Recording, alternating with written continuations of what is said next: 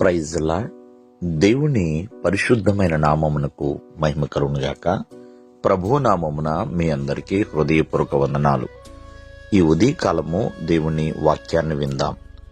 యిర్మీయా గ్రంథము 20వ అధ్యాయము 11వ వచనము. పరాక్రమము గల శూరుని వలె యెహోవా నాకు తోడయ్యున్నాడు. దేవుని వాక్యము ఏమని సెలవిస్తుందంటే, భక్తుడైన యిర్మీయా తన యొక్క పరిచర్య జీవితంలో ఎన్నో అవస్థలు తను పడి ఉన్నాడు.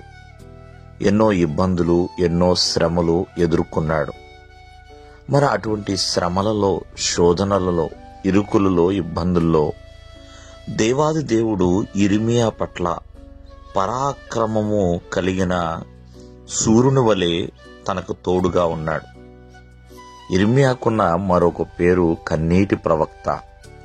ఎన్నో మార్లు తన ప్రజల కొరకు కన్నీరు కార్చాడండి. దేవుని సేవ చేయటంలో, దేవుని గూర్చిన ప్రవచనాలు ప్రవచించుట్లో ఏమాత్రము కూడా వెనకడుగు వేయలేదు. ఎన్ని శ్రమలు ఎదుర్కొన్నా దేవుడు నాకు తోడై ఉన్నాడు, దేవుడు నాకు అండగా ఉన్నాడు అంటూ, ప్రియమైన వర్లరా, దేవుని పనికి నియమించబడిన దినము నుండి వెనకడుగు వేయకుండా ముందుకు కొనసాగుతూనే ఉన్నాడు. ఈ ఉదయకాలమందు యిర్మీయా ప్రవక్తకేనా దేవుడు తోడుగా ఉండేదంటే, దేవుని మాట వినే వారందరికీ కూడా దేవుడు తోడుగా ఉంటాడు. ఎవరెవరైతే దేవుని పని చేస్తున్నారో వారందరికీ దేవుడు తోడుగా ఉంటాడు. ఎవరెవరైతే దేవుని పట్ల విధేయత కలిగి లోబడి జీవిస్తారో వారందరికీ కూడా దేవుడు తోడుగా ఉంటాడు. ఉదాహరణగా చెప్పాలంటే, అబ్రహాము దాసుడైన ఎలియాజరుకి దేవుడు తోడై ఉండి, మరి తన యజమానుడు ఏ పనైతే చెప్పాడో ఆ పనిని సక్రమంగా పూర్తి చేసుకుని వచ్చాడండి. అలాగే యాకోబు తన మేనమామైన లాబాను ఇంటికి వెళ్ళేటప్పుడు క్షేమకరముగా అన్ని సంవత్సరాలు యాకోబుకు దేవుడు తోడై ఉండి క్షేమకరంగా మరలా తన తండ్రి ఇంటికి చేర్చి ఉన్నాడు.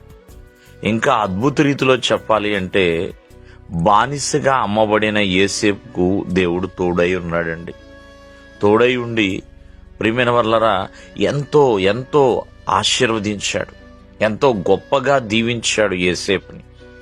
అటువలే హేరోదు మరియా యోసేపులని, అలాగే యేసుక్రీస్తు వారిని తరుముతున్న సమయంలో కూడా దేవుడు వారికి తోడై ఉండి హేరోదు చేతిలో పడకుండా కాపాడుతున్నాడు.